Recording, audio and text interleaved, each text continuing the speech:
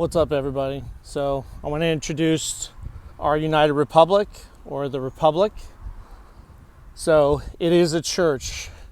It is an assembly.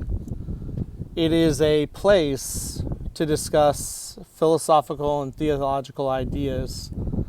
And it's a church based on what our country was founded on, which is freedom of thought, freedom of religion, freedom of ideas, and it's only a place to discuss ideas.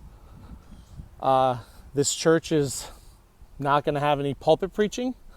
It's not going to have any I know everything and I tell you, because I don't know anything, but it's a place for you to come to and discover ideas and questions and create thoughts.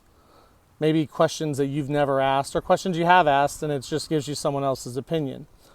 And hopefully we can have some great conversations. And that's how churches were when our nation was founded. So we're going back to that premise. God bless everybody. Godspeed.